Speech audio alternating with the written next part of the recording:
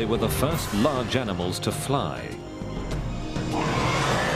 Their bodies were so bizarre that it's hard to imagine how they got into the air. They were pterosaurs, and they ruled the skies for 150 million years. I'm blown away by these animals. Pterosaurs are probably the weirdest animals that live on this world. They're the closest thing to living dragons the planet has ever seen. But they're not birds, and they're not bats. So what on earth are they? They're impossible animals. They're reptiles, and yet they're flying around.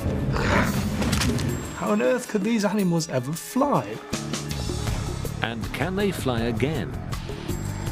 We joined one team on their quest to build one, as they hunt for evidence to unlock the mystery of their flight and piece together clues that may uncover their secrets. We're about to come face to face with the monsters of the sky.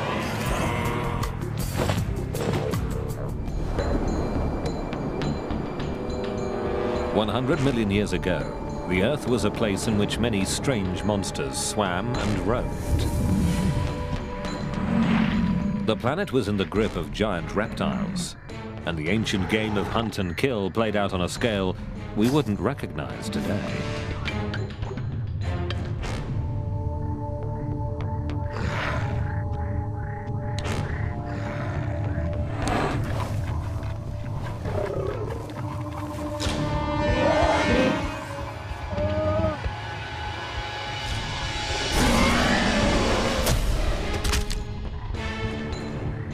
But there was another dimension to this world, one that's often overlooked, but in many ways is even more remarkable.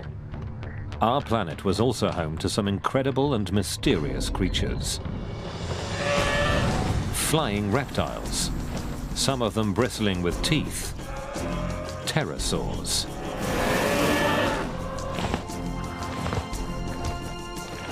After insects, pterosaurs were the first animals to fly. And they became a global air force.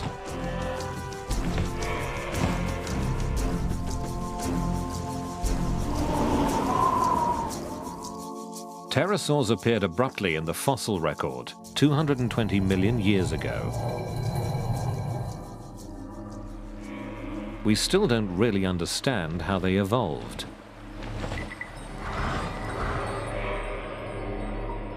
But we do know that after they arrived, they spread around the globe, undergoing some of the strangest costume changes in the history of life.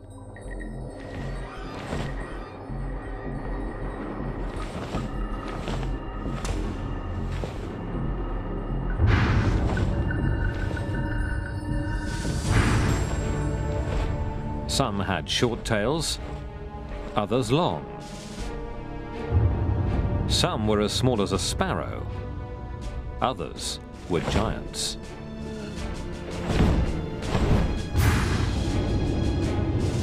Many were covered with something like hair and sported flamboyant crests. They had outrageous jaws, fine-tuned for hunting. But for all their variety, it was flight that defined them. Somehow, these long-necked, gawky creatures not only worked out how to fly, they perfected the technique. 220 million years ago, this skill set them apart from every other large creature.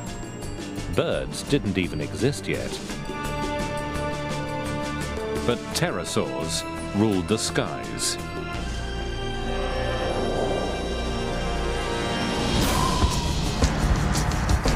We're only just beginning to solve the mysteries of their reign. What was it like in the world of the pterosaurs? How big did they get?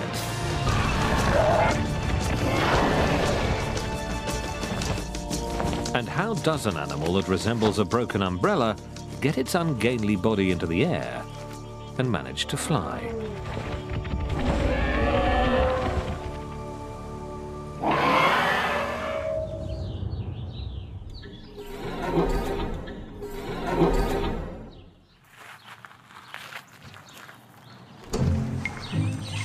Hi, guys. Hey, Margot. Hey, how's it going? Led by Dutch engineer and Stanford professor Margot Gerritsen, one team will try to build a model, a lifelike flapping and flying pterosaur. And there are instructions for building a pterosaur. They're written in stone. You have to get everything from the fossil record. So it's fascinating to try to put it all together like one big puzzle. It was a beautiful design, something that's extremely hard to duplicate. It's going to be real challenging, Paul, because if you To work out how pterosaurs flew, we need to understand the strength of their bones and how they moved.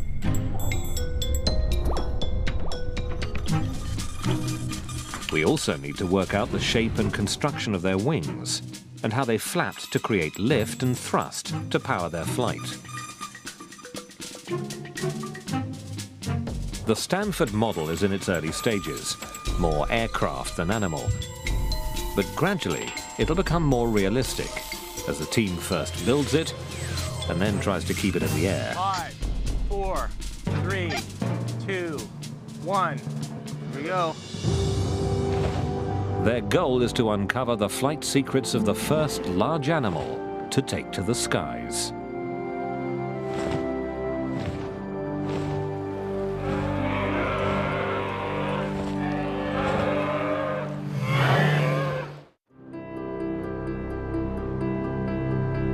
We used to think that birds and bats were the only big flyers in the skies. But a strange discovery near Solnhofen in Germany shattered this myth. This limestone quarry turned up clues about life in a shallow lagoon 150 million years ago.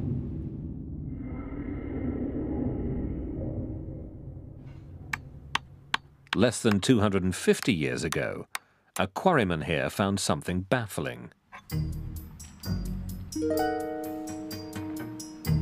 It seemed to defy explanation. Naturalists of the 1700s fumbled for answers based on familiar known creatures. Some thought it was a type of duck. Others believed it was a kind of bat. Yet others thought the wings would have been used for swimming underwater. But the fossil defied them all. It was unlike anything ever collected before. At the Natural History Museum in Paris, Philippe Taquet walks in the footsteps of the man who finally unraveled the mystery. That sleuth was Georges Cuvier. He was the first person to realize that animals had become extinct, and the first to understand what dinosaurs were. And here, 2 centuries ago, he applied his forensic eye to the German fossil and blew the case wide open. Cuvier received a drawing of this strange petrified animal, and he realized suddenly that it was completely a new order of animal. It was a new branch on the tree of life. Cuvier spotted a tiny bone in the jaw, like those found in only one kind of animal. The weird winged creature was a reptile. But what was a reptile doing in the sky? You have a reptile flying. This was completely surprising.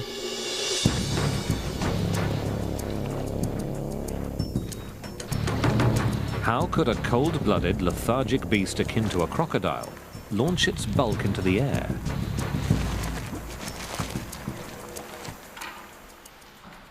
Cuvier found the answer in the hand. A single finger had grown to enormous size. And Cuvier said, I will call this animal the pterodactyl. That means the wing on the finger. It was a revolution in zoology.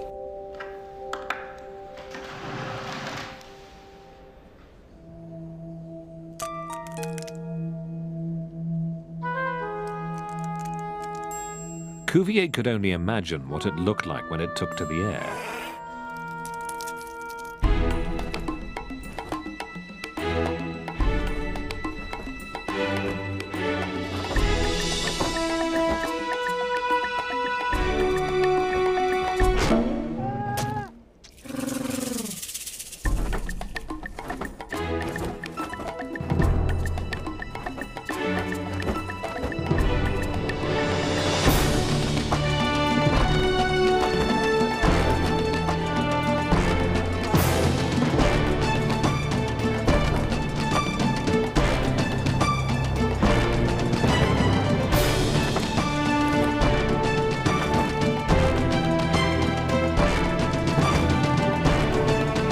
For 200 years, we've known that pterosaurs flew, but it's only recently that we've started to understand how.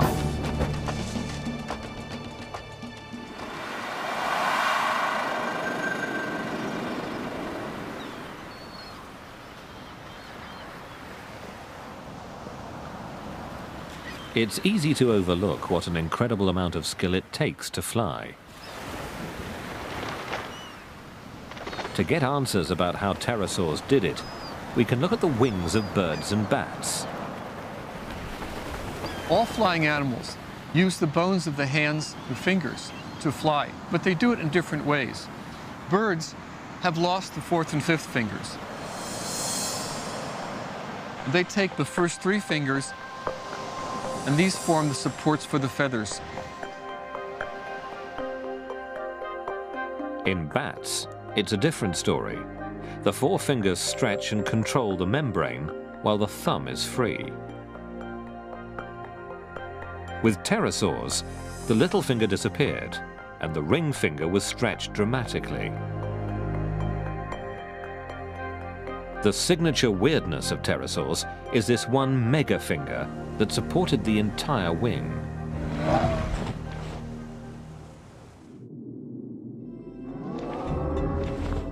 You see an animal that is like nothing else you've ever seen.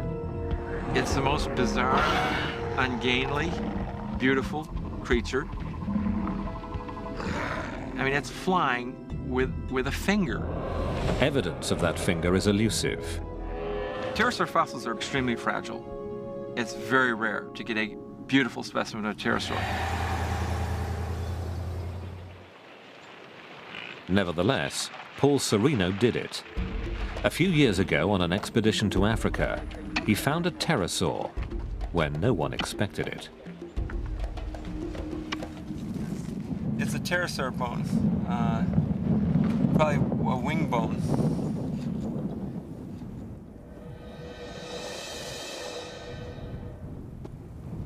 The sandstone's missing this end, but this end. Pterosaurs are virtually unknown from Africa. There were just bits and pieces recorded, and it really was an incredible discovery.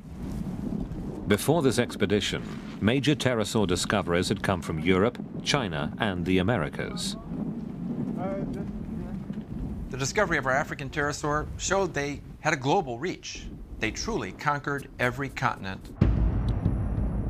When Serino found his pterosaur, he also found fossils of a heavyweight predator called supercroc. That's Sarcosuchus?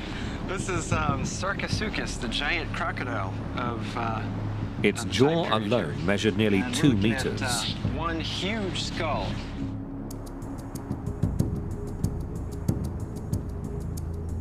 Did pterosaurs clash with this giant? Each creature may have hit where the other was weakest. Pterosaurs may have gone for easy pickings and the supercroc's nest. And the croc probably attacked when the awkward pterosaurs were on the ground.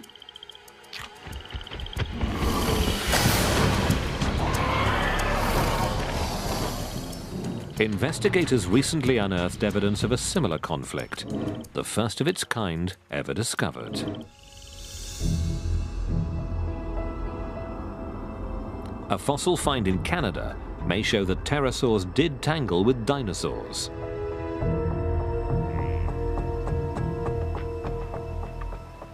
Dinosaur Provincial Park was once a North American Serengeti.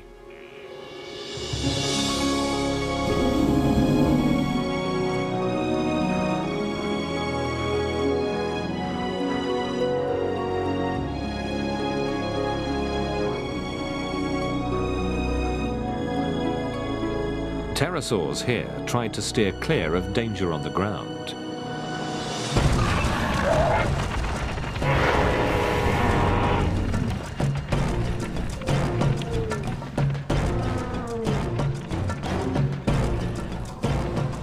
But they had to eat, and that meant landing.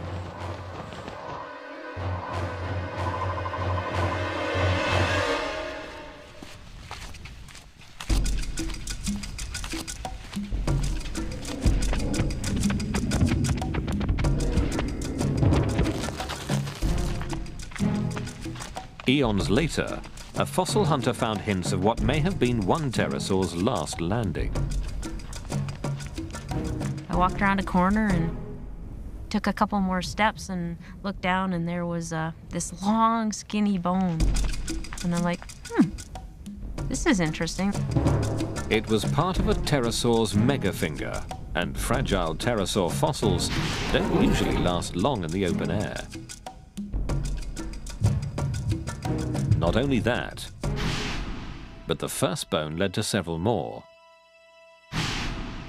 And then to an incredible discovery. A tooth from something like a velociraptor sunk into the pterosaur's shin.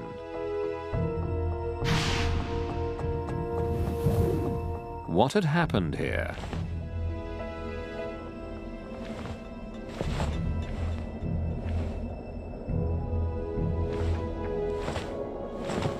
Below the pterosaurs, raptors were constantly on the hunt.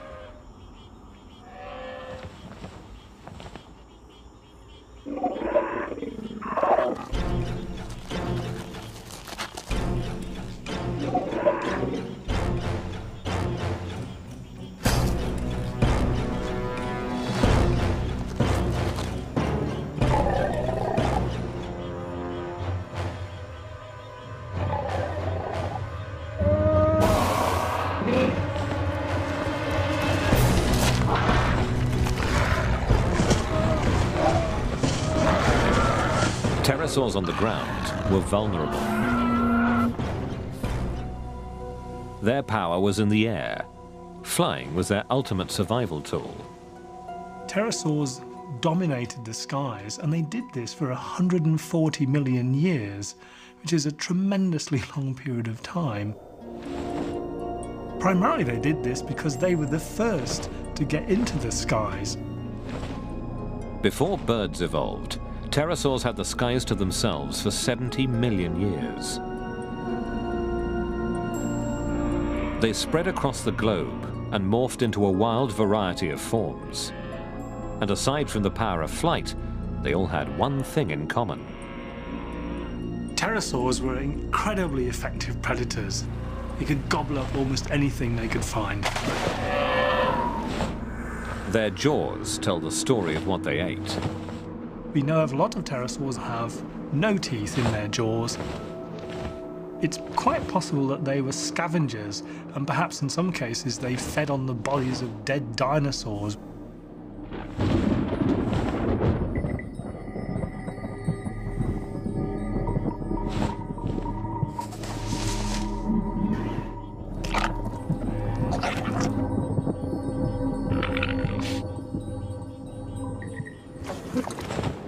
Many pterosaurs were aggressive hunters. Some were able to snare their fish on the wing. These big, long, sharp-pointed teeth basically are the tools of a fish catcher who wants to make darn sure that he grabs his prey when he sticks his beak into the water. One kind of pterosaur used a sieve of 1,000 teeth to strain for crustaceans. Other pterosaurs have long, sharp-pointed jaws which they use to lever shellfish off rocks or block them out of the sand. For all their variety of feeding techniques, pterosaurs were often found by water, shorelines, rivers and lakes. And water wasn't just a place to eat, it was also a place to be eaten. Tylosaurs, giant marine reptiles measuring up to 15 meters long, lived in prehistoric seas. And above them flew the Nyctosaur. Its freakish meter-high head crest, as big as its wing, may have supported a kind of sail. To find prey, the Nyctosaur had to fly low.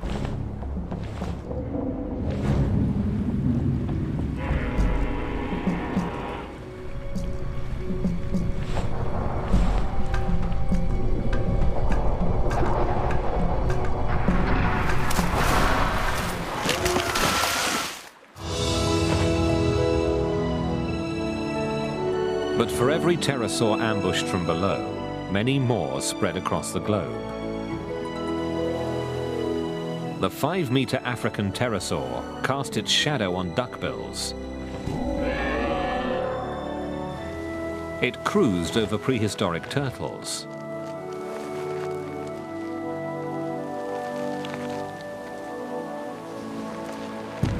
But with every skimming flight over water, it risked being torn from the sky.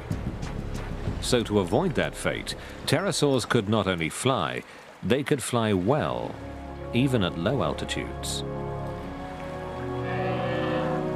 And the evidence of these aerial skills comes not from a new fossil wing, but from ancient tracks preserved in stone.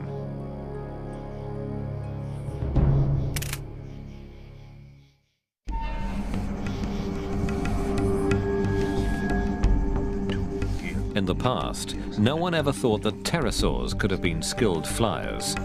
Their clunky bodies seemed to prohibit anything but gliding. But near Toulouse in France, a new piece of evidence has quashed this myth. Two investigators examined the rarest of pterosaur fossils, not petrified bones, but fossilized footprints.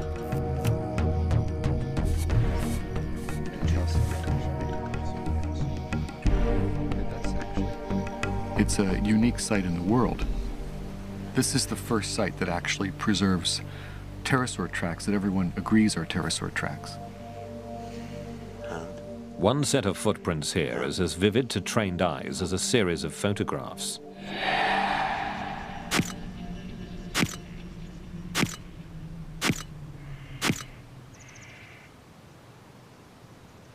It's the only known record of a pterosaur landing, and how a flyer lands reveals how well it's able to control its flight.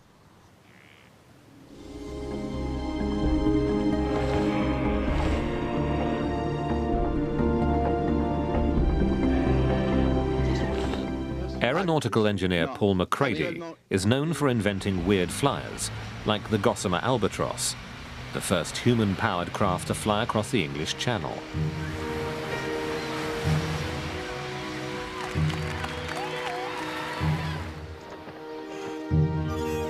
Captivated by pterosaurs, McCready set out in the 1980s to make the giant fly again. His team's biggest challenge was flight control, especially working out how to steer. Fossil expert Kevin Padian advised the project.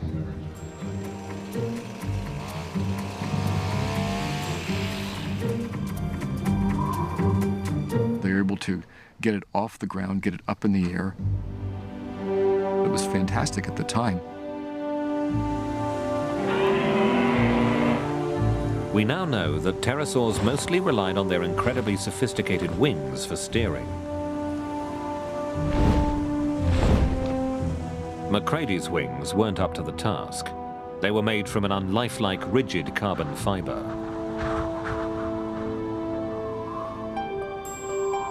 His solution to flight control was aeronautical. He created an aeroplane in pterosaur's clothing.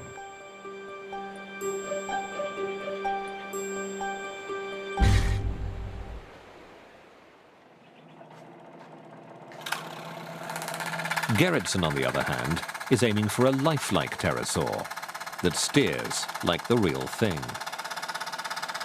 Really what's helping us most is that we know a lot more about pterosaurs. Because lots of fossils have been found.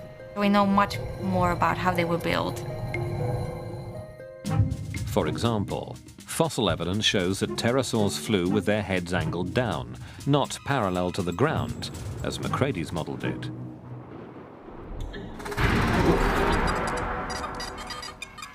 A lowered head makes flight far more difficult to control, but that's how real pterosaurs did it.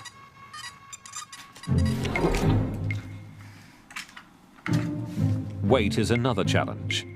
The power-to-weight ratio governs all flight. And here, the model has another advantage. New super-light components. The batteries are a lot lighter and very powerful, and that's helping us a lot. The batteries hold 15 times as much power per kilogram as Macready's did. The servo motors are also far smaller, lighter and more powerful. But the biggest difference is the wing. The goal is to solve the steering problem by copying the complexity of a real pterosaur's wing. Macready's wing had only a single moving joint, the shoulder.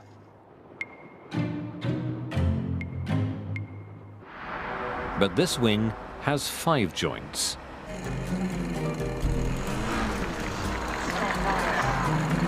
At a runway for remote-controlled aircraft, the model's wings are about to be tested. At this stage, the model is still only part pterosaur. It needs an aeroplane tail to steer, and it uses a propeller for takeoff. But although it may look crude, it boasts one of the most sophisticated wings ever built. Based on clues from pterosaur fossils, there are 5 movable joints inside the wing for steering. The shoulders rotate. They can also sweep forward and back. The wrists can also rotate and sweep, and the wing can bend at the elbow.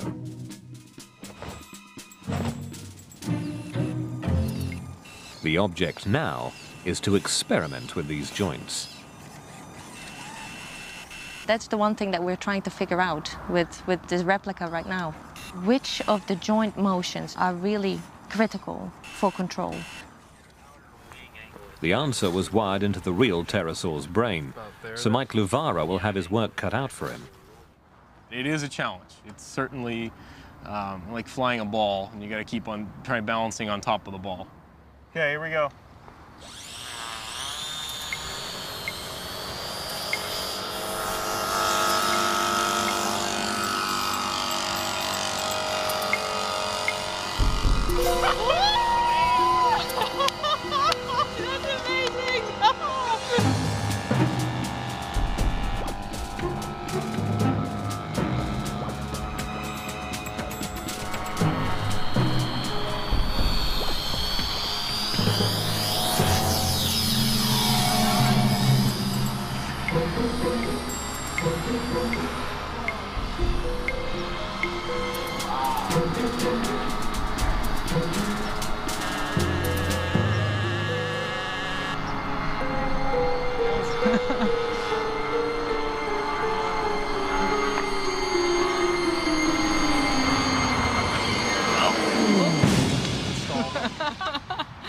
Oh well. Luvara couldn't react quickly enough to keep the model in the air. I would have loved to make it all the way around, but I think we need to do a little more work. Oh my goodness. But it's still a breakthrough. Never before has such an adjustable, lifelike pterosaur wing flown. Something's loose here. I think we popped the elbow. Pterosaurs don't give up their secrets easily. And for a long time, one fundamental fact about these outrageous flyers eluded us. Were pterosaur babies born live, like some snakes or lizards, or did they hatch from eggs? This question was answered only recently. In China, 2 paleontologists uncovered a fossil of a tiny curled-up pterosaur.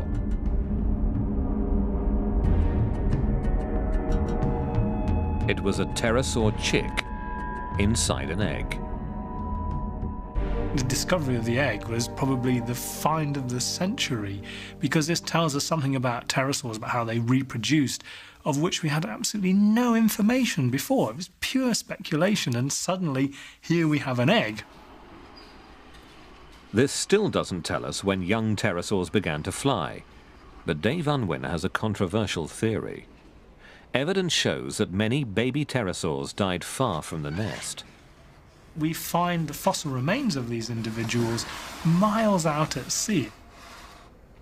And the only way they could get there is if they were actually flying animals and they got caught in a storm, ended up dead in the water and were buried in the sediments at the bottom. Could pterosaurs have been able to fly right after hatching? Newborn birds and bats can't because they're awkwardly proportioned.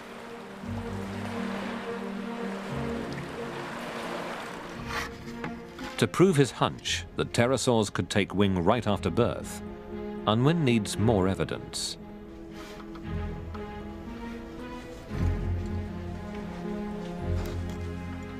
He's assembled a rare series of fossils, the same kind of pterosaur at 3 different ages.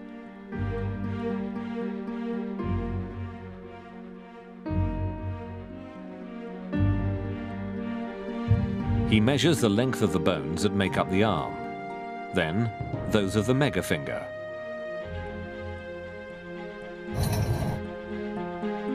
Unwin finds that the arm and the megafinger grow at the same rate. So the proportions of the wing don't change.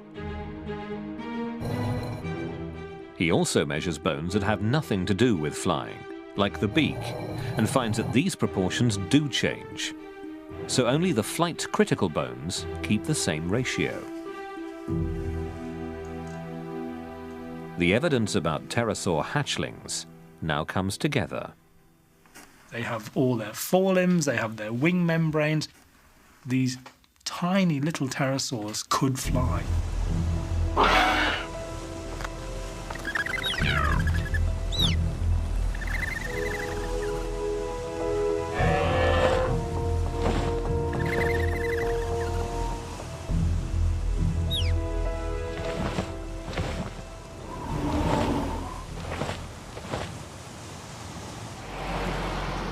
The model is nearly ready for its next flight test. But its body hasn't quite finished evolving.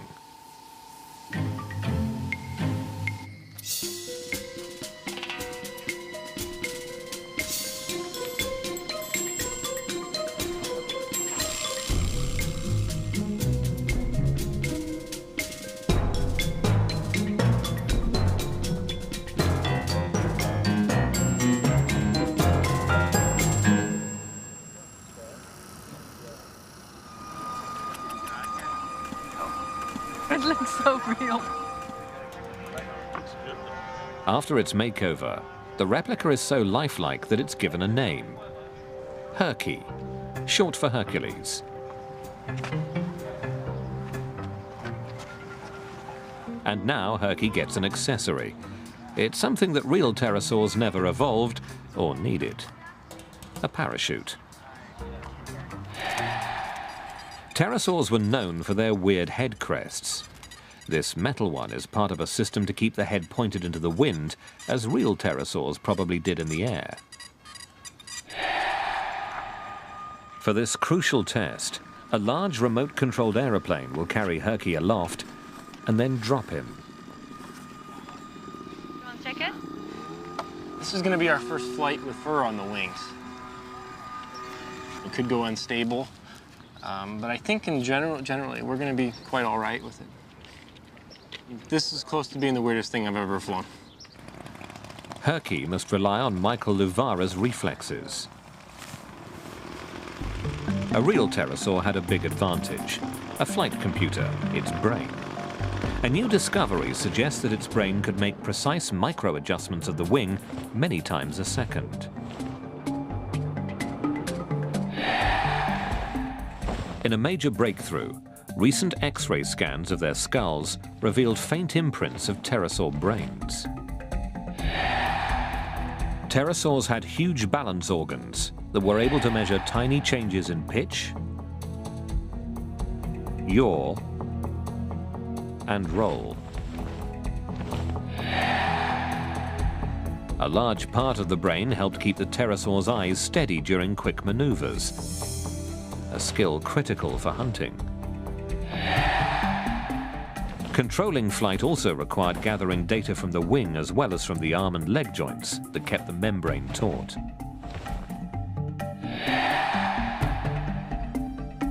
This information was analyzed by another processor that was the core of the flight computer.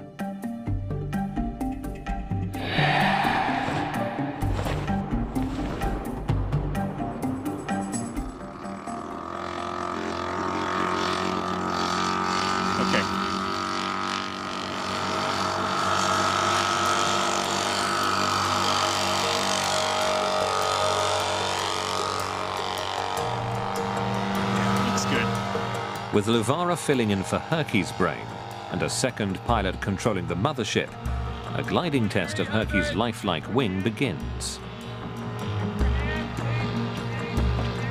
Altitude. Okay, one more lap. The Pterosaur will be released at a height of over 200 meters. Okay, countdown to launch. 5, 4, 3, 2, 1. Now. The drop is clean, but the next step is critical. The head, pointing straight ahead for takeoff, must be angled down into a realistic position. 300. But Herky begins to pitch down. Luvara tries to release the parachute. It doesn't respond.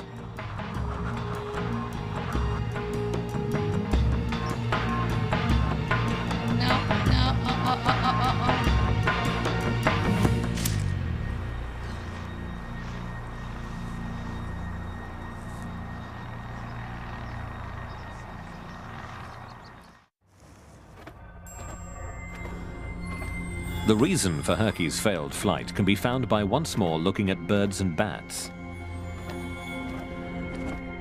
They're the only two large animals alive today to have mastered a particular wing motion that keeps them in the air.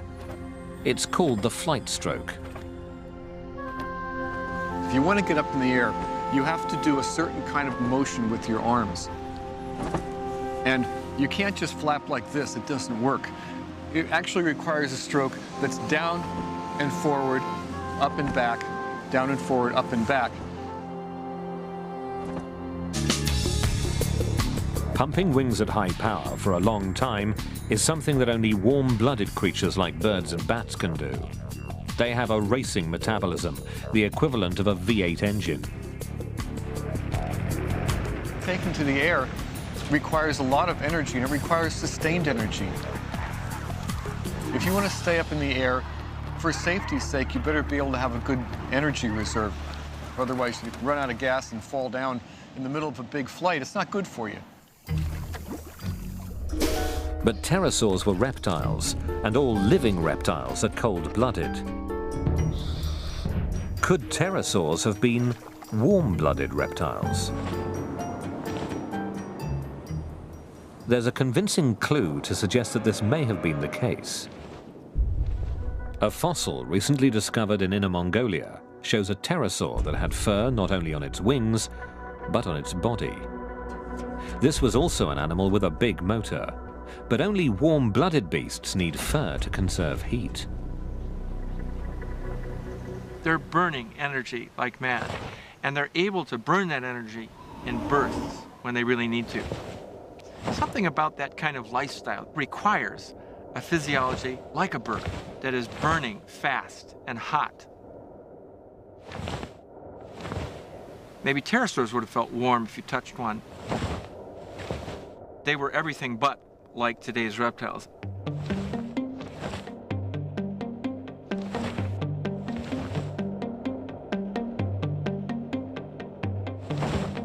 Pterosaurs needed one more feature to execute the flight stroke. The flapping takes a lot of power. There's a big wings, and it's flying at high speed. So we need a big motor. But a big motor adds weight, and analysis of the last flight showed that Herky was already heavy and descended too fast. Why? All this cosmetics that we put on actually took us back in flight ability. So to fly more like a real pterosaur, Herky has to look less like one. Newly shaved and in fighting trim, Herky evolves from glider to flapper.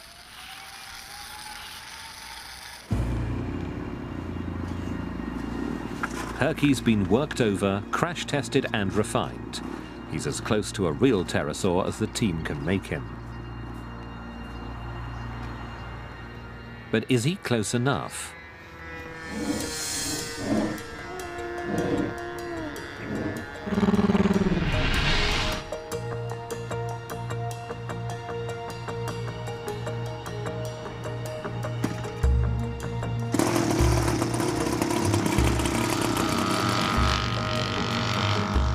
On a wing finger and a prayer, Herky takes off for the last time.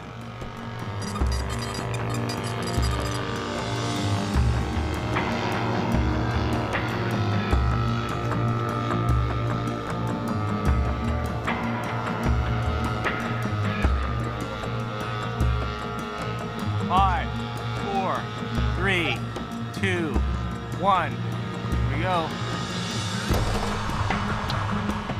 Now it's time to flap.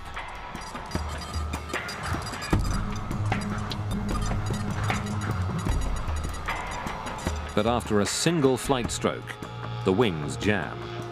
Herky's engine is too weak, and he can't even get his wings back to level. Luvara bails out. It worked. About 50 feet, 40, 20, touchdown.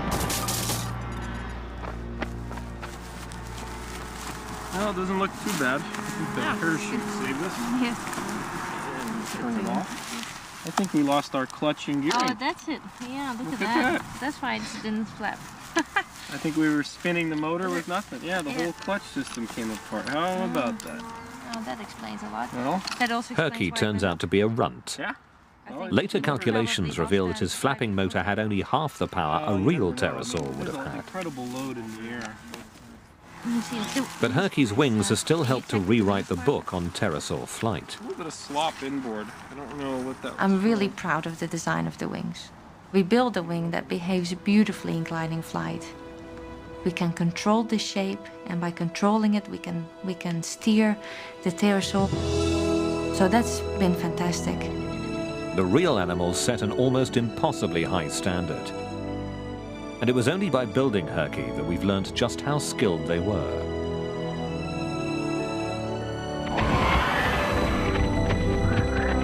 They had the power of flight, and they used it to conquer the globe.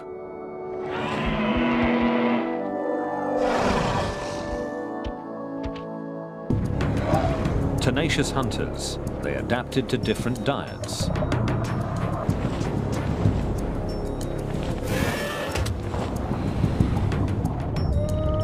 They filtered, probed, scavenged, and in a tour de force of flight control, even grabbed fish on the wing.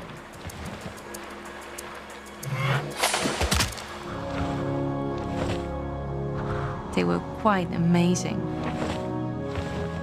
Compared to every living animal that I know, every living flyer or man-made flyer, I think the pterosaurs beat them all.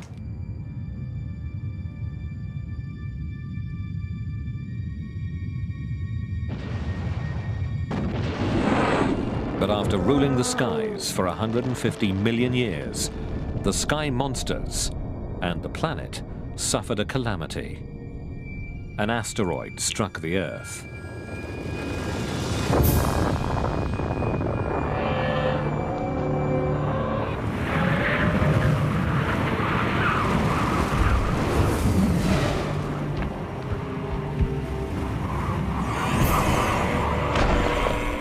One theory suggests that the aftermath wiped out the dinosaurs.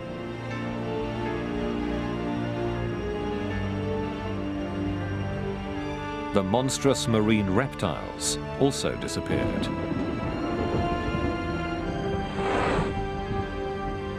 And pterosaurs, the master flyers, were gone forever.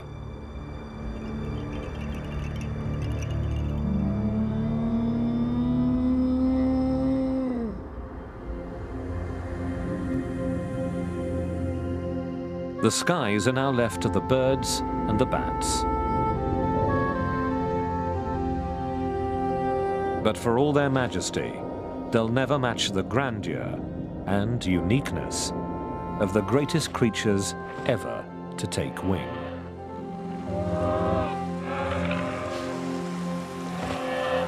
Dragons, of course, are fantastical creatures. Jaws full of teeth, huge wings. These, of course, are myths, never existed, but there were creatures who had all this. They were huge, They had big teeth, they had claws, and they were the pterosaurs.